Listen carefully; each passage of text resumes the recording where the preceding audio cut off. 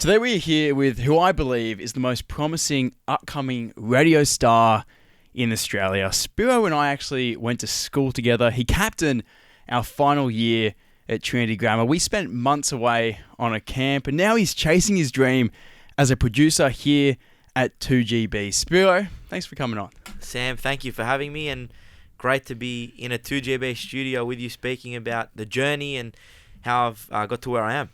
It's really nice being in here. We had to change the whole setup to fit the podcast, but it's looking awesome. It took a while, but worth it. It's pretty cool to have you in here to see how it is day to day and what it looks like and what a setup of a radio studio is. Yeah, because so many people want to know but don't get the chance to see it and don't get an inside look.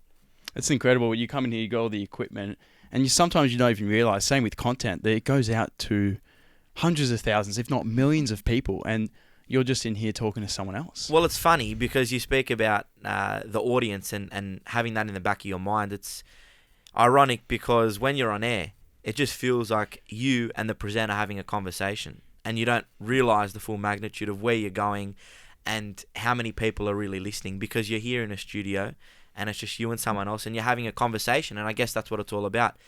We are having a conversation with hundreds of thousands of people, but it's about keeping people company as well, and it's pretty amazing, isn't it? You know, this little studio. Because I got that perspective from you. I was like, oh, are you nervous when you go on air? And you're like, well, when I'm on air with someone else, I feel like I'm just having a conversation. And that's the mentality that we try and take and the approach that we try and have, because otherwise it can get overwhelming. So we just keep it really simple, and in terms of the mentality, it's just you and someone else in a studio, in a room, chatting. And that's what we're doing today. Oh. But it's, when we're on air, it's the exact same thing. It's the exact same principle.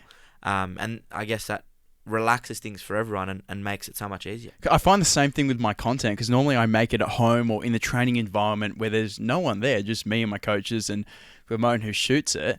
And it's quite a small group that actually does it. And then you don't even realize the impact it has till maybe you go out in the streets and people are like, oh, I like this, I saw that.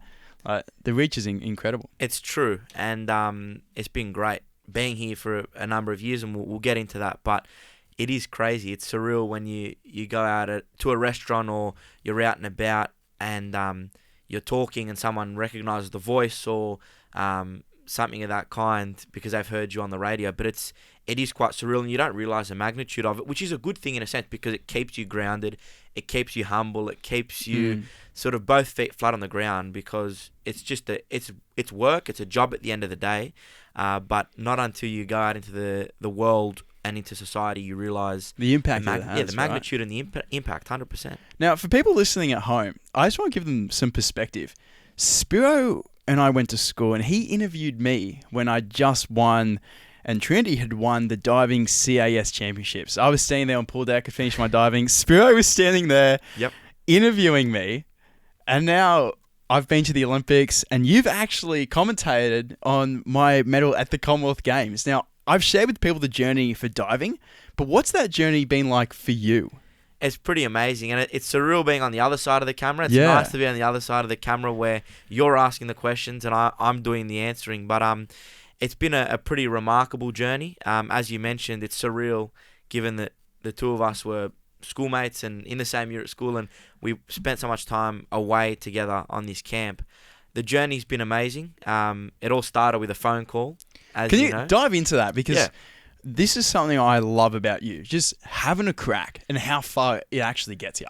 It's pretty crazy. I was in year 12 at Trinity. It was the middle of the year. I think it was the 1st of June, 2020. And there was a big changing of the guard here at 2GB because Alan Jones, who'd been hosting the breakfast program here for 30 years or more, retired.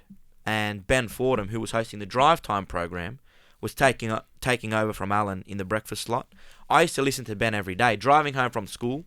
In the car, Dad would have it on, and myself and my brother and my dad would be listening, and we'd be just listeners, I guess, of the program.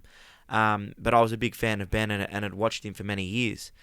And the first morning that he took over the breakfast show, I set the alarm early. I said, I'm going to wake up because it's the dawn of a new era in Sydney radio because Alan had led the way and paved the way for so many years. He'd won the ratings and he was the number one radio host in Sydney, and Ben was taking over. And I set my alarm. I said, I'm gonna tune in. I'm gonna listen because this is a revolutionary day. So I did. Alarm went off at about 6 a.m. and I was tuning into Ben, and it got to about 6:15. And we are a talkback radio station, and 2GB is a talkback radio station, which means we take calls from listeners and people tuning in from all across Sydney, all across the country, really. And Ben read out the number, 131873, which is sort of the catch cry of 2GB. And I heard him read the number, and I thought, I'm going to call in. I had no intentions to call in. I just thought I'm going to listen and be part of this, huge day. But I called in. And a girl called Sophia, who was answering the phones at the time, answered, and I was shocked. I didn't even think I'd get through, because when you call radio stations, it's super difficult to get through. There are hundreds of people trying to call at any one time. We've only got 10 lines. Because whenever I hear the number read out and I'm listening to the radio, I thought, I'm not even going to bother. There's going to be a million people that go into that. Well, that was my mentality. I didn't think I'd get through, but I said, have a crack, and have a go, and why not just give it a try. And I did, and I got through. And this was about 6:15, and Sophia took the call, and she put me through. She said, "What's your name? How old are you? What do you want to say?" And I said, "Look, I just want to say to Ben, all the best and good luck." So Sophia said, "Okay, hold on, we're going to put you through." And where were you at this point? In your car? I wasn't in my car. Funnily enough, I was in the laundry. Okay. Downstairs, because it was early in the morning. Yeah. I think my siblings would have been asleep. My parents may have been up, but it was pretty early. It was 6:15. Went downstairs into the laundry, closed the door, and was ready to go on air with Ben. And I did get on air with Ben, and he said, "Good morning. I've got Spiro on the line. Morning, Spiro." And I said, "Look, Ben, I wanted to welcome you. Great to have you on the radio waves.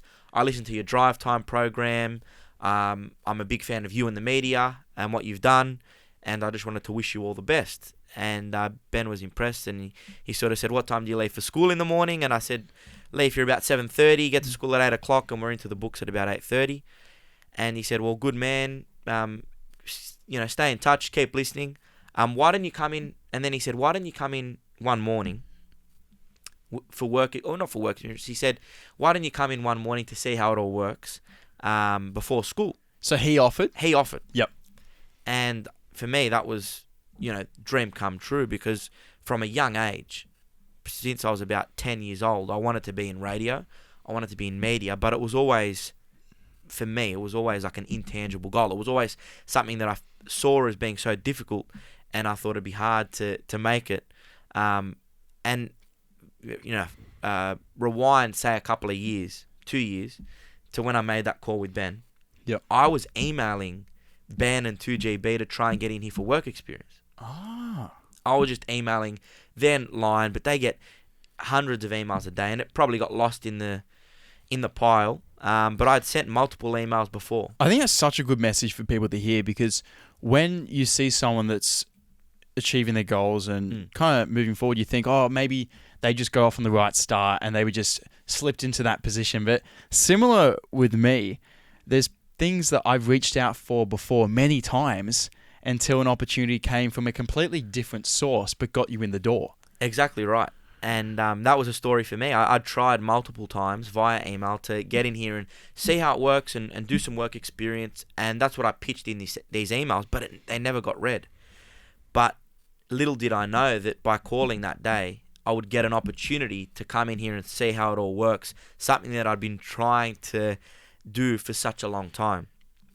So basically, that's how it started. And credit to Sophia. I don't know if Sophia's probably going to be tuning in at some point to this. Sophia Grady, she's no longer with us at 2GB. She's moved on. But I owe a lot to her, because she took the call. She put the call through. And then from there, Sophia was amazing in that she was persistent in getting me in here. It's not like it was not a loose promise, but Ben said something on air and it was never followed through. She followed up. She got my email address. We were in touch. She gave me a date. She gave me a time during school holidays.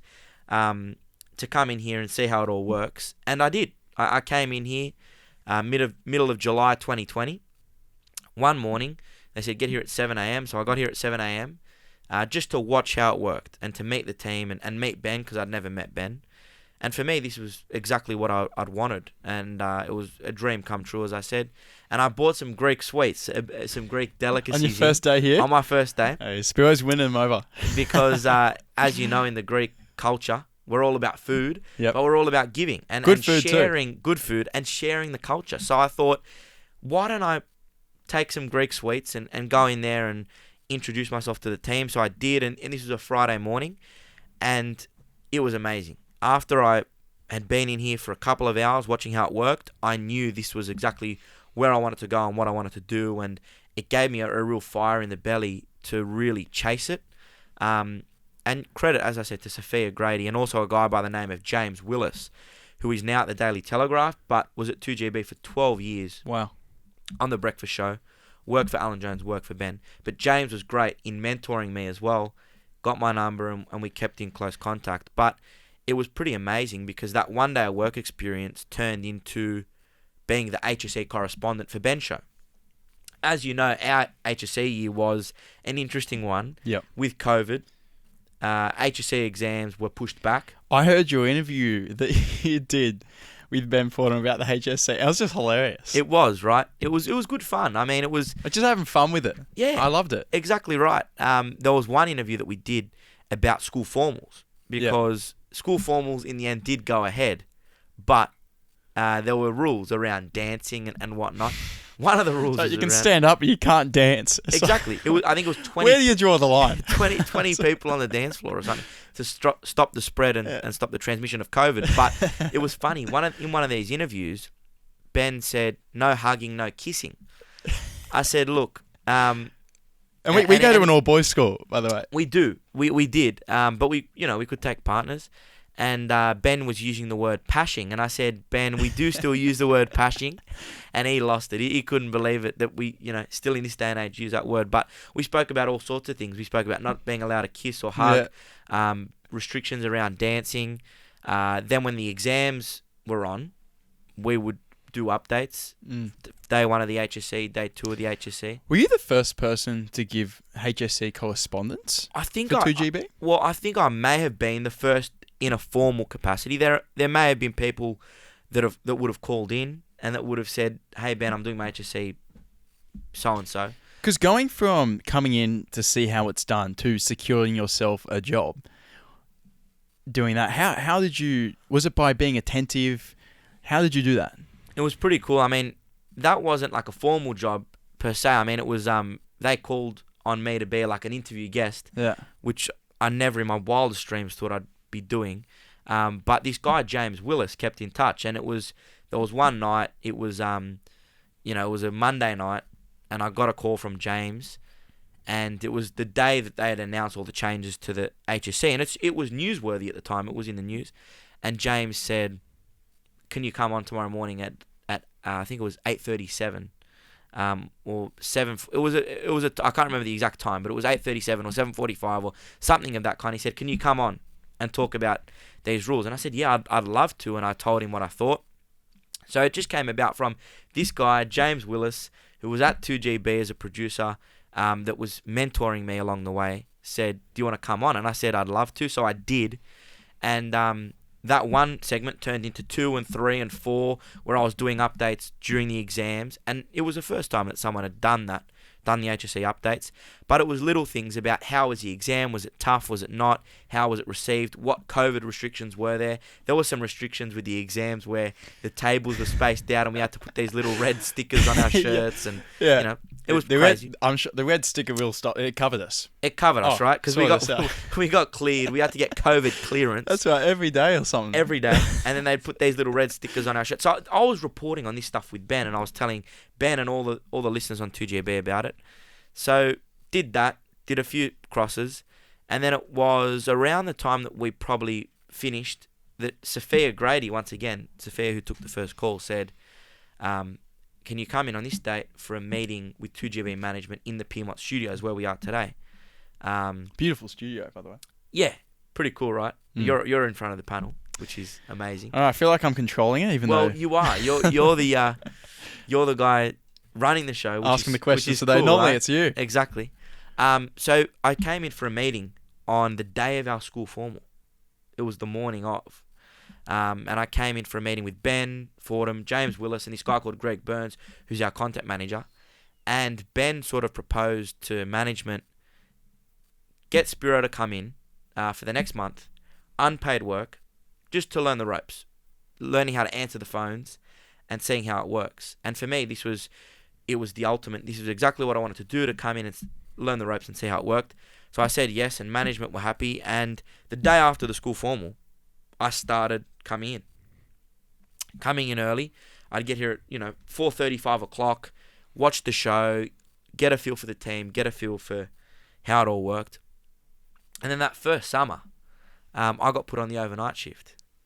Right? Tell us about that, because what does that consist of? It's pretty crazy. This was my first summer out of school. I didn't go on schoolies. I was given a great opportunity, and this was the first paid work that I was offered here at 2GB on the overnight shift. Australia Overnight with Mike Williams, a guy called Mike Williams. Mike used to be on TV. He was a real doyen of the industry in the 80s. He was on the Mike Walsh Show. He'd brush shoulders with a heap of celebrities, and then he was in radio. He was hosting his own overnight show. Now, the overnight show was on Saturdays and Sundays, on air from midnight to 6 a.m. Full night shift. Full night shift. Wow. But in order to prepare for the show, we had to get in here at 8 p.m. 8 p.m., get in the studio, and then we would prepare and do pre-records and whatever up until midnight. And then 6 a.m. we'd finish, but we'd have to be here till 7 a.m., 8 o'clock, doing podcasting, doing website posts. So it was a long shift, 8 p.m. to 8 a.m. 12 hours. 12-hour shift. How many days a week? It's just Saturday and Sunday. Okay. First summer out of school. I remember we'd go out for dinner, and you'd tell me about it, and I was like, that is insane. It is. It's crazy, but the nature of radio and the nature of what we do here at 2GB is that we're 365 days a year, 7 days a week. We are on air every single minute of the day, of the year, forever, basically. So Christmas Day, we're on air. New Year's Day, we're on air. Public holidays, we're on air. That's the nature of radio, that we never stop, and it's all live programming. So this overnight shift that I was doing, it was a great opportunity, and I loved it. I really enjoyed it. It was a national program, which means it went into Sydney, went into Melbourne, went into Brisbane, Canberra, network stations across Australia. And my role was the executive producer, so I was answering phone calls, writing scripts, organising interviews, which was cool. It was a great experience. At the age of 18, to be involved in that capacity was phenomenal. And Mike was brilliant. Mike, so experienced in radio, taught me so much. And it was brilliant to be able to learn from someone with so much experience in the industry. And then going from the night shift, you got a job as producer? Yeah. So I got that night shift. I did that for 6 weeks. Loved it. And during the summer break, I got a call from Ben one afternoon saying, Happy New Year. How's it all going? Are you enjoying it? And I told him I was loving it and it was all going well. And Ben said, I've got an offer for you. At this point in time, I'd accepted an opportunity to do commerce at the University of New South Wales. So to study there, first year out of school, but I was open to any opportunities that were coming up here at the radio station. And Ben said to me, I've got a gig as the night editor on offer, the night editor of the breakfast program. And what it entails, work from home, Sunday to Thursday, you clock on at 5 p.m, and basically you help set up the show for the next day. So I loved what I was hearing. It sounded really good, and Ben said, Liam Maguire from our team is moving on. Liam's now our executive producer. But Liam was moving on from the breakfast show at that point in time, and there was a vacancy, and Ben said, the only right thing to do would be to offer it to you, because we'd trained you up, you'd been on radio, we'd given you an opportunity, and you were sort of the next in line. So I said yes. So I took on this gig I signed a casual contract with 2GB. I was doing this job as the night editor, and I ended up doing it for 3 years. Wow. And what was your shift time for the night editor? Clock on at 5 p.m. Yep. And it would vary, but I'd finish close to midnight most nights. Okay, so it was kind of late afternoon to early morning instead of the full night shift. Exactly. So it's a bit of a change to what I was doing on the overnight show. That would have been more manageable? It was. Working from home 5 days a week. I could do uni during the day. I could work at night. Awesome opportunity as well to be able to, I guess, learn my craft and hone my skills from home. But also in a setting where you're not in the office with everyone else. You can really focus on growing your own skills and preparing for the next step. And I got so much out of it. I did it for 3 years. 3 years. Long time, a lot of sacrifices, but worth it. Yeah. It's what it's about. Yeah. Like, especially when you have an opportunity. Like, when you work hard and then you have an opportunity, like, you will do whatever it takes. Work night shifts. Yep. Done. And I feel like what you've been doing by just taking those opportunities at really whatever cost you had to pay, and that's continued to move you forward. Because after those 3 years, now, are you in the current role you're in now? Yeah, so basically, recently I wrapped up as the night editor of the breakfast program, which, as I said, entails 5 nights a week from home, not in the office every day. And then James Willis, who I spoke about earlier, who was such a great mentor to me in the journey, James moved on to the Daily Telegraph. Now, James's role on the breakfast show was executive producer and sports reporter. So he was on air 3 times every morning, chatting with Ben, sport and banter, not just sport. It was a bit of fun, a light-hearted Bit of banter's content. always fun. We love a bit of banter. We don't mind about that. So James moved on after 12 years at the station. He moved on, and Ben said, "You've been night editing for 3 years. An opportunity's come up for you to join." Ben comes with the best calls. I swear, every He time you does. get a call from Ben, you're like, He does. this is going to be good. It's look, I owe a lot to Ben. The fact that, first of all, he took my call on air that morning was huge. And he has been such a brilliant mentor and given me an opportunity. I say it to him all the time. I say, thank you for believing in a 17-year-old schoolboy with no experience in the industry and giving me a job and welcoming me in. Because that's what he did. Sometimes all it takes is like one person to really believe in you to completely change your life. My first diving coach, Vaninka Arlo, was like that. She just really believed in me and saw something in me that maybe I didn't even see myself. And having that backing just changes your life. Because even being as gung-ho as we are, having someone else behind you saying, you can do this, I think you could do that, or this better, like, just really pushes you further than you could even think of. It's so true, Sam. And you've experienced that, and I've been lucky enough to experience that. And yeah, it takes one person, I guess, to take an interest and to take a liking to you. And it can change your life. It's changed your life. And for me, it's been amazing. And it helped, that phone call to Ben and what he's done for me has changed everything. Every single day of my life now has been, impacted by that one phone call and Ben giving me a chance. So Ben called end of 2023. He said, James is moving on. There's an opportunity for you to come on. And he's like, and I'd like you to come on to be the sports reporter on the 2GB breakfast show. The #1 station in Sydney. And that would entail coming in here early. So different shift again. He hasn't worked the 9 to 5 ever. He's gone around the whole thing. That's the thing about the media industry. It's never 9 to 5. Well, it's never ending. It is. And you never switch off. The news cycle, it's a 24-hour news cycle with social media. You never switch off. You're always checking Twitter or X as it's known now, right? You're always checking X. You're always checking the news, the TV news, the newspapers. It never ends. But Ben said, there's an opportunity for you to come on and be the sports reporter. And also be an in-studio producer on the breakfast show, Monday to Friday. Get in here at 3 a.m. 3 a.m. But you're out of here by 10, 11 a.m. Yeah. So basically, Ben offered it to me, and I think it was a point where I've got a year left at uni.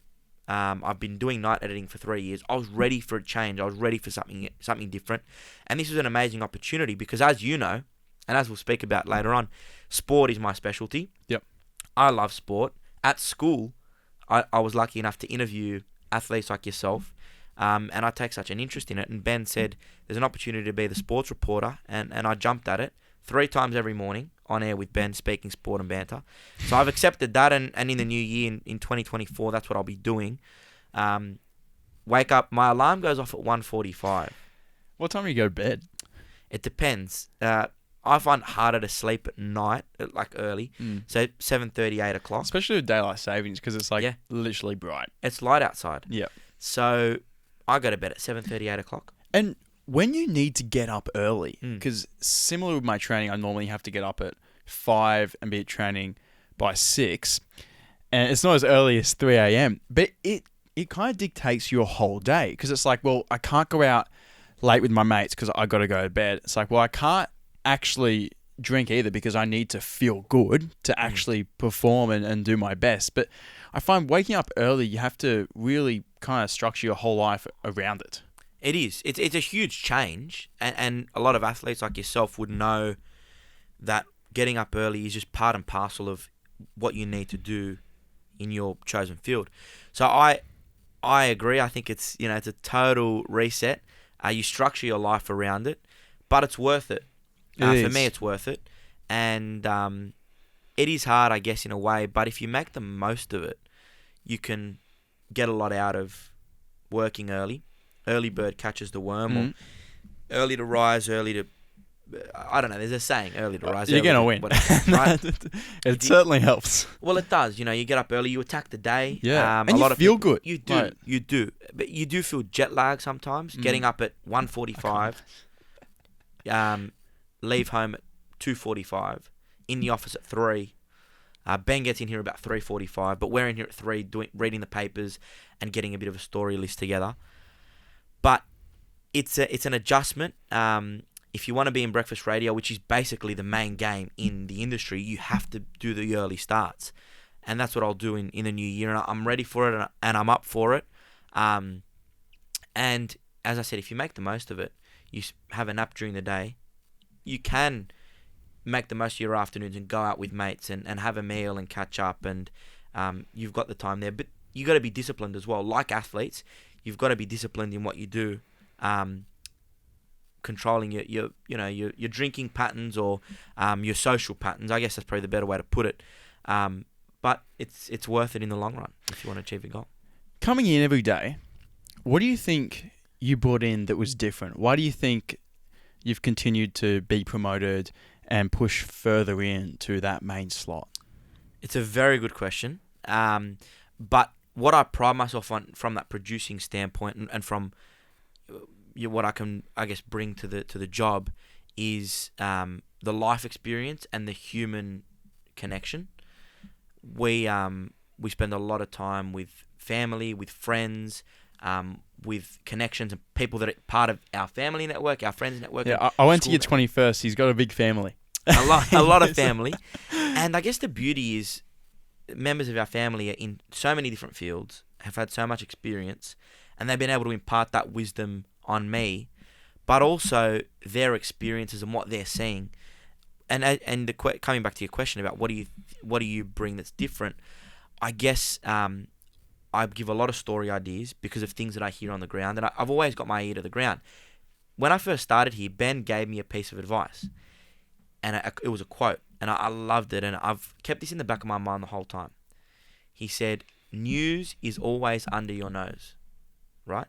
News is always under your nose. So I'm always looking for stuff that's around, and when I come in each day, it's always about bringing that point of difference. Something that might not be in the news cycle, might not be in the media, but something that I've heard from an uncle that works in, let's just say, the fast food industry, or is an electrician or a plumber, or and is an accountant, that's hearing what is going on the ground and what issues people are facing or stories that might be brewing. And I try and identify that stuff and then bring that to the table with our team and with Ben. And that's probably what I pride myself on and the point of difference. I find that fascinating. So having such a large family and network, you're getting frontline information from the experts that you then bring in as news to present. Spot on. It's fascinating. Hit the nail on the head. And I guess the school network's another thing. So having so many mates from school, and them being in not only the industries they're in, but just experiencing what they are day to day. It's funny. News is under your nose. I've got to think of an example of where I've come across something where news has been under my nose or someone's nose that I know that's then made it to air. I'll have a think and I'll come back to it. But it's remarkable when something that a mate might have told you, you follow it up, you chase it up, and it has the ability to hit mainstream media and there's a bit of a fuss about it.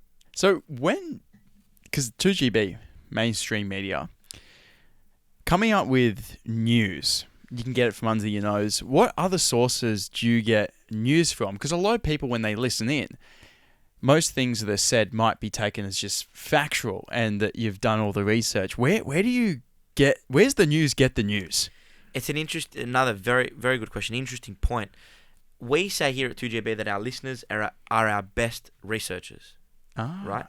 A lot of stories that we get come via the open line 131873, the text line. We've got a text line 0460873873. Someone reads it on this end? Yeah. Wow. So you can text in. Yep. And we've got a screen where it comes in and you can read those That's texts awesome. on air. And our emails. Our emails are sometimes our best sources of information. I've got a good one for you. A news tip that we got from a listener on email that we then put on air. Wow. And then that made international news. So this was 2022. I was in here early. It just happened to be that I was filling in one day. I wasn't doing my night editing, my normal shift.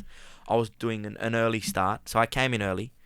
And we got an email from a listener that lived in Mossman, near Taronga Zoo. And they said, one of the lions has escaped the enclosure at Taronga Zoo via email. Okay. And we all looked at each other and we thought, is this person for real? So we followed it up. Yep. Turned out that they were right. We were the first media organisation in the country. That was a massive story. It was huge. And you guys picked it up first. So the lion had escaped the enclosure. We picked it up first. Within minutes, so we're owned by Channel 9. Within minutes, the Today Show had it. Breaking news. Within minutes, Sunrise. Breaking news. Channel 9 sent their chopper to Taronga Zoo to find where this lion on the loose was. And then within a matter of hours, it was on the BBC. It was on CNN. It was all over the world. Because it is that sort of, not quintessential lighter story, but a lion on the loose or a lion escaping their enclosure. In the end, it was all good. The lion, they within an hour, they managed to get it back into the enclosure. But a listener, for example, tipped us off, informed us of that. We ran with it on radio. Then TV ran with it. Then the newspapers in Australia ran with it. Then the global media ran with it. So it was pretty cool. And the person that told us about it won a car. Because we've got a thing here called the News Tip of the Year. And Mercedes-Benz sponsored it in 2022. Yep. They gave away a car to the person with the best news tip of the year. That was the news tip of the year? That one news tip of the year. So, look, we get all sorts of stories. Coming back to your question, we get all sorts of stories from our listeners. And we tend to follow a lot of things up. And we love running with that stuff because they're authentic, real stories that we're bringing to our listeners and to the greater media landscape. Sometimes you get emails from people, and in 2023, we got an email, for example, from a couple that were living in Penrith, and they were battling the cost of living pressures because, as we know, that's an issue that so many people tough time. are struggling with. And they basically said to us, we only turn the heater on at, or something along the lines of, we can't turn the heater on at night. We are struggling to put food on the table. And, we just can't afford to keep up with the cost of living and the pressures that we're dealing with. And when you're hearing that from someone at a grassroots level, we're running with that and we're reading their email on air, or we're getting them on the radio and we're speaking to them and they're telling their story. And it's a sign of the times. But our listeners informing us of that is so important, because our listeners are a barometer or an indication of where things are at out there and how things are on the street in Sydney, in Australia, or in the world. So we get to all sorts of things. You get polar opposites, people really doing it tough and struggling with the cost of living, lions on the loose, and we get a whole heap of stories and tip-offs and anonymous tip-offs that we run with that are pretty amazing. And it's, I guess, our listeners, as I said, our listeners are our best researchers. We go through the papers, we see what's in the papers, and we report on that. But it's our stories that we pride ourselves on, and our exclusive interviews that we pride ourselves on as well. Yeah, I've seen some of the exclusive with Ben, and Yep. I find them very interesting. When you've started putting them on TikTok and that, I've seen them come up more often. And I that's my kind of way of consuming the radio. Well, it's interesting with the whole TikTok thing. It's obviously taken the world by storm, Australia by storm, and you have to be on it these days. And in 2023, I was speaking to Ben about social media. Because the 2GB had created their own TikTok page. They'd only had a handful of videos, but one of the videos on there went viral. It was about Kathleen Folbig. Brief context, I won't go into the nuts and bolts of it, but Kathleen Folbig was basically sentenced to jail time for murdering her children. She's now been acquitted, basically, but she spent 20 years in jail, and we had her lawyer in for an interview. And this Kathleen Folbig case, for people listening, you would know it's been so widely publicised in Australia. There's been so much public interest in the story. So we got her lawyer in, and 2GB put a TikTok of this interview up on their page, and it got 100,000 views. All the other videos had a couple hundred. Yeah. Couple hundred views, not 100,000, but yeah, this one, exception to the rule. And I said to Ben, Ben, this video has gone viral. We should create our own Ben Fordham TikTok page. He said, yeah, fine. So we started out, I was producing their videos. So that was your idea? It was my idea, right? Love it. But I said to Ben, we got to get involved in this. And Ben said, okay. So I was producing the videos on iMovie at the start, using pictures, or, overlaying pictures to our audio of stuff that just having a go, whacking it together. Yeah, having a go, putting it up, having a go. And it evolved very, very quickly. We got our digital department on board, and our digital department are amazing. And they started making videos daily. And then we had big interviews this year with Anthony Albanese and the Prime Minister, or last year. And we put those up there, and they got huge traction. And it was amazing, because I'd have people from school or yourself say, hey, I saw that interview that Ben did with Anthony Albanese. Yep. People from that younger demographic that might not be listening to the radio, but they're consuming our form of media on social media. And that has been fantastic to see. And our TikTok page has gone off, and we've got hundreds of thousands of followers and millions of views. Because that's where I consume most of the 2GB stuff. Exactly. Because I'm not driving as much now. I live near Tranning. Exactly. I'm not on the radio, but still social media, because interesting stuff is still said, but maybe it's not captured there, but you can repurpose it for TikTok, and millions Exactly. can see that. I saw it. A lot of our friends see it. I think that was a brilliant move. It's remarkable. It's pretty cool. And it's been great that we've been able to tap into that space as well. And it's important in this day and age that the old school forms of media are appealing to the younger demographic. So yeah, that's just an example of how we've done it. But yeah, you've seen a lot of those interviews and that content through TikTok, I have, right? And that's where I put a lot of my podcast clips as well. Because even if you found a segment that you think some people would be interested in and might not want to listen to the whole thing, I think it's awesome to be able to share that part, and people really enjoy it. And if they don't, it just doesn't get many views, and then the thing that people do want to see will pop off. It's an incredible platform. It is. It's been great to get a feel for it.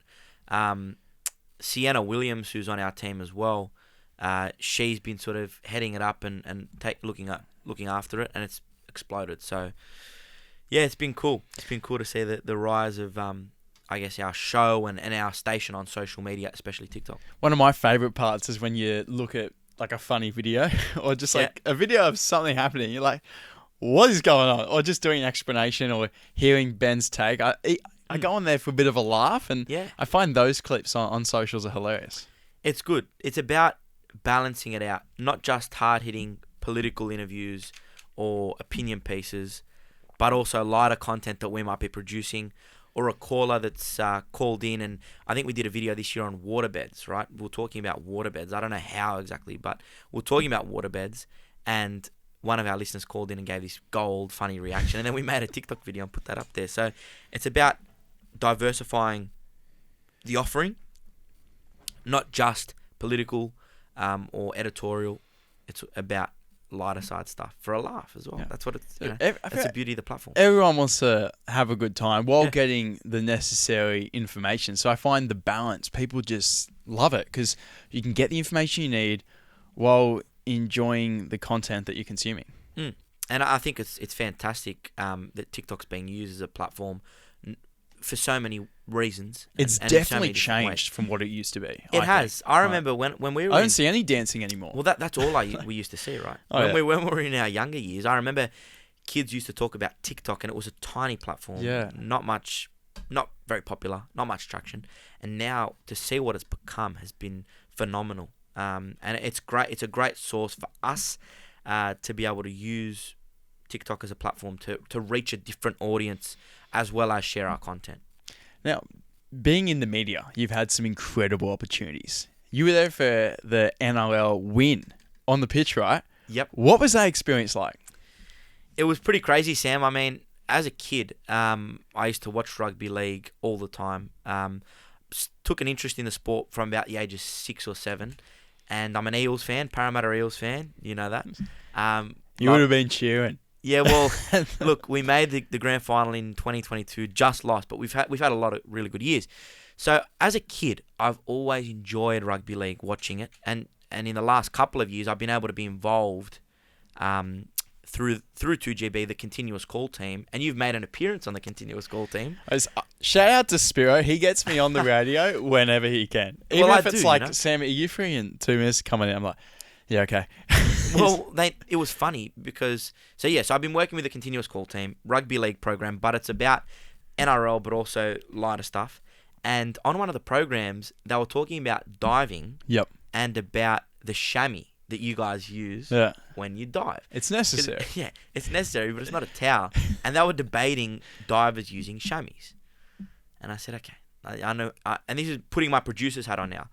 And this is the sort of stuff that we do. So I'm there producing the program, and I'm just taking calls and helping put the show to air.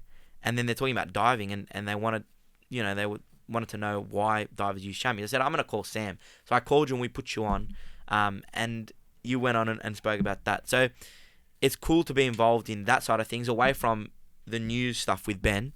I've been able to work on the continuous call team and the rugby league coverage. And at the grand final in 2023, I was on the field after the match and got the chance to interview players after they'd won the grand final. I'd always thought growing up that I was never going to make it as a player or as an athlete. So how am I going to get there? Well, the other avenue is through the media, and I've been lucky to be able to pursue that and follow that. But that was an amazing experience. Penrith Panthers, they won their 3rd straight NRL Telstra Premiership. Dude, that's incredible. It is. Good on them. They were the first team since the 1980s to do so.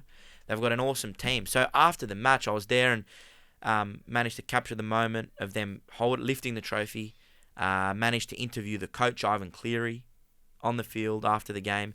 And I managed to get in the dressing rooms after the match as well. And I interviewed half a dozen players. Nathan Cleary, Brian To'o, Jerome Luai, Sunia Turuva, a heap of players, and our listeners would know who these guys are. Stars, best in their chosen position in the NRL. They've won 3 straight premierships, and that was a real surreal moment for me. And I managed to get a photo with the trophy as well. I'm never going to get close to that trophy as a player, Sam. You know that. But I was lucky enough to get close to that trophy as a fan, as a member of the media, sorry.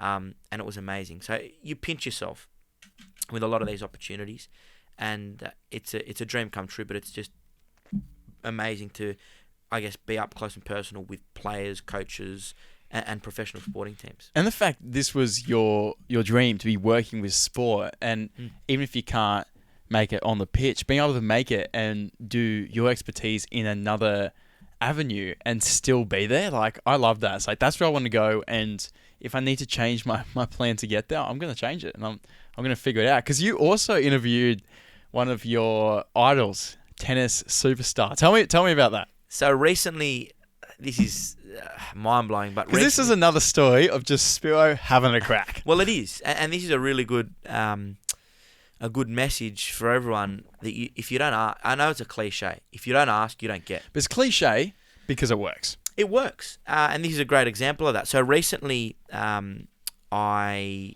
have been working on the tennis. I work on the rugby league during the winter, and then in the summer I work on the cricket and the tennis and whatever's around. And there's a tournament called the United Cup. It's only been around for 2 years. 18 countries, mixed teams, so men and women from 18 countries compete in Sydney and Perth to win the United Cup. It's played over about 10 days, the tournament, and there are a heap of teams. Now, one of the teams that are here, Team Greece. As you know, I'm of Greek background, proud of my culture, proud of my heritage, and I've been there. It's beautiful. You've been? Love it. How good is it, Sam? Oh, it's incredible. The food, the weather, the people. Whenever I need time out and a mental break, I'm going back to Santorini. Mykonos is a bit too hectic for me. Look, I've never like been. My space. I've actually never been to Santorini and Mykonos. Okay. They're on the bucket list, but I've been to Greece a couple Driving times. the quad bikes around Mykonos is like, this is living. It is. It is, right? It's pretty cool. So back to the United Cup. One of the teams here, Team Greece, and one of the biggest names, the biggest Greek tennis stars, Stefanos Tsitsipas, world number 6. He's made 2 Grand Slam finals. He was in the 2023 Australian Open final against Novak Djokovic. He was in the 2021 Roland Garros or French Open final against Novak Djokovic. Lost both matches, but was valiant and courageous. He's a superstar in Greece, but he's even more of a superstar here in Australia. We've got such a big Greek population, and he was coming out here. So recently, I knew that he was coming to Sydney for the United Cup. There was a media day scheduled, and I was planning on going. All the teams had press conferences, open press conference. All the team members do basically, give their summation of a preview of the tournament, and members of the media ask questions. But I actually thought, let me go one better, and let me request an interview with Stefanos Tsitsipas. Now, it's very difficult. In the media, requesting interviews is one of the hardest parts of the job with high-flying people, politicians, sports stars, wealthy business people, or billionaires or millionaires. Is that just because they're so busy or they're hard to get a hold of? What makes that part quite difficult? Well, they're busy, but also they only do a select amount of interviews. And if they say yes to every interview request they get, it's impossible. Yep. So they're select. And it's difficult to get big name rugby league stars on, or you only get the Prime Minister on a couple of times a year because he's busy, or international sporting stars. So Team Greece had come out here. It just happened that the day that they were doing this open media conference, I was a fill-in host on Wide World of Sports. So another opportunity I've received here at 2GB is to fill in every now and again on the sports show, and it's a 1-hour program. We do interviews, we do editorial, we do a bit of everything. So I got the chance to host on this one particular Friday, the day this media conference was on. And I thought, I'm going to try and land a big interview guest in Stefanos Tsitsipas. So they did the big press conference. Members of the media asked questions. I saw your question. Was that in that conference as well? You got a question in? That was in a different one. Okay. That was after this particular point in time. We'll talk about that in a moment. So I said, they're going to do the press conference on this particular day. Members of the media ask questions, but I'm going to request for him. So a few days before, I sent an email to Tennis Australia. I said, and the ATP, I said, look, I'd like to interview Stefanos Tsitsipas. I've never met him before, but I'd like to interview him ahead of the Summer of Tennis. You make a call? Email. We usually formalise requests via email. Okay. especially when it comes to tennis and bigger sports, because they've got a record of it, and it's easier that way. So I formalised the request. Can I interview Stefanos Tsitsipas, world number 6 tennis player in Sydney? Is there a chance I can speak to him? It was a long shot. I even said it. I said, I know this request is left of field. I know that it's probably a long shot, but is there a chance? They said, I've got your request. Leave it with me. A day passed. Didn't hear anything. Another day passed. I followed it up. I said, is there any update? Okay. And they said, leave it with me. Stefanos isn't in Australia yet. He's still travelling here. So once we speak to his team, we'll let you know. Moments later, I got a message saying ATP, the ATP who run the tournament, say they will accommodate your request to interview Stefanos Tsitsipas if you're on site. Okay. Probably 12 hours, 12 to 18 hours before the interview was meant to happen. So short notice. Usually we got a lot more notice with this stuff, but this was moving very quickly. We were actually getting dinner the night before. We did. And you were like, I got big news. Yeah, we grabbed dinner. So it all happened very quickly. Grabbed dinner the night before and we spoke about it and went home and did a bit of prep. I try and when I do interviews, make it very conversational. So I put a few questions down, did a bit of an intro, and they said, you got an opportunity to interview Stefanos Tsitsipas this Friday. So I went out there, Sydney Olympic Park Tennis Centre, did the press conference, and then I was in the next room next door, and then Stefanos walks in, and I was on top of the world. I mean, I idolise this guy. I love tennis. I'm passionate about Greece. He's an amazing athlete, an amazing guy, and it was an amazing experience to be able to interview him. He was so down to earth. He was so generous with his time. I got 10 minutes of his time. And we spoke about everything from his tennis, his relationship with Paula Badosa, who is a Spanish tennis player. They basically formed this power couple. So the newest tennis power couple, Stefanos Tsitsipas, Paula Badosa. So I asked him about her. I asked him about the Greek support here and about the year ahead and his injury. And it was awesome. I actually gave him, at the end of the interview, I gave him a Greek delicacy. I bought him what we call a vasilopita, which is a New Year's cake. It's like the Spiro's secret weapon. The Greek food, right? So I thought, let me do it. Let me leave an impression on him. He's been so generous to me in giving me his time. I'm going to give this to him as all the best for the new year. So I gave him a vasilopita and some baklava, which are the Greek sweets. And he gave me a hug and, we got some photos together, which was awesome. And the interview went really well. Funnily enough, it's been picked up by Spanish media, French media, Indian media, American media, tennis media we're talking about, because it was his only one-on-one exclusive interview before the summer of tennis, which I was blessed and very lucky to get, and it was an awesome opportunity, and I guess took it with both hands. But he was so good. He was so engaging, so energetic, so generous with his time, and that was pretty cool as well. And that was all recorded for radio? Yeah, so it was recorded. I took a little kit out there, headset. Was it just you with your kit? Yeah, me with my kit. Love that. And the beauty of the industry, and as you know, is you've got to be across it all. Yep. If you want to, you got to produce, but you also got to know how to do the technical side of things.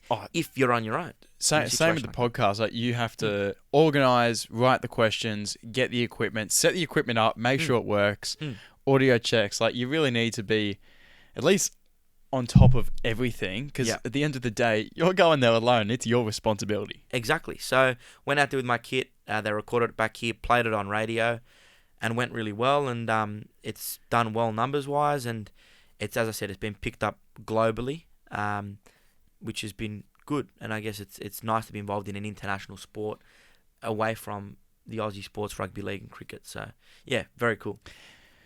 Growing up, what was one of the biggest challenges that you faced, and how did you overcome it? Tough question. I think when I was young, before I was probably age of 4 or 5, I struggled with anxiety a lot, right? Used to hate going to daycare, hate going to preschool, and my parents tried to work around how can we overcome this? How can we overcome this anxiety? Because I was young, but still, it's not nice when you're seeing your kids struggle with like an anxiety type of thing. So they decided. And being so young, you might not understand what's going on. Well, it was either. a separation anxiety. I was so close to my parents, my family, and I hated going to daycare. Yeah. So they actually sent me to Trinity in PK, Trinity Grammar School, where I went to school.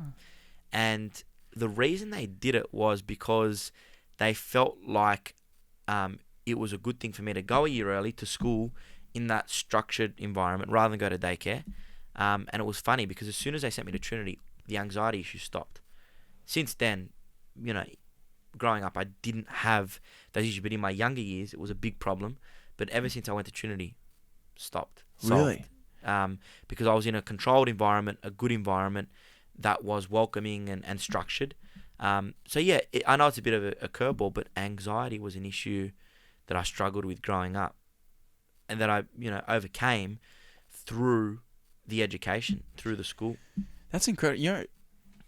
That's a credit to the school and to yourself and finding structure. I feel like finding structure can solve a lot of issues. Like I find the structure that I get from training and school when we went, like just organized and simplified my life. Like when I was in primary school, I used to get in a lot of trouble because I was bored and didn't have enough going on. But that structure really straightened me out as well. It kind of puts you on a good trajectory to like even understand how to achieve something. Yeah, it does. I'm a very structured person, but like routine. Yeah. And I like things going to plan. And I guess the school helped. Trinity were great in helping me get a feel for that structured environment and lifestyle from the age of 4, because they had PK, which is a year before kindergarten. Age of 4, it's basically like school. So I went there and it was the best thing that happened to me, and the school was one of the best things that happened to me. But yeah, that was one of the things that I struggled with in my early years that I managed to overcome. So today, when you have your plan and maybe something doesn't go right, do you still get some kind of anxiety, or how do you deal with something where it doesn't go to plan? I guess I've become a stronger person over the years. I've sort of built a thicker skin, but also learned how to adapt with adversity really well, and throw a curveball at me and I'll do my best to overcome it. I'll do my best. I might not get it right every time, but I've been brought up now to learn, and I've been brought up to, I guess, accept that things aren't always going to go to plan, but do your best and try and work around it. Yeah, just making the most of whatever you have, right? Exactly right. ScoMo was telling a story actually about playing sport and how you might go in with one plan, but the conditions aren't right for that. He was talking about playing and how with rugby, when it's windy, it can throw you off because there's a lot more going on. And he said you can't be like, I want to go play on that pitch because I've practiced on the pitch that doesn't have any wind. You got to battle with what you have at hand. You do, and you get that every day in whatever you do. It doesn't matter where you're working, what industry you're in, what field you're in. And it's been, as I said, the school's been great. My family's been great, obviously, in helping develop those skills, and it's paid off, and it's helped a lot. Now, I believe you've got a few big dreams coming up, Spiro, but what's next? Where does Spiro want to go? What's your dream? Look, I love the media. I'm also studying commerce at uni, UNSW, as a bit of a plan B. But I'd love to be able to stay in the media industry. I've got a great gig now with Ben on breakfast in the new year, which I'm really looking forward to. But keen to pursue the sports broadcasting, sports media side of things as much as I can. Pardon me, you can edit that bit out. What do I want to do next, or what's next for me? Paris Olympics this year. My Olympic correspondent. You'll be there. You'll be there as an athlete. I won't be there as an athlete. That's the plan.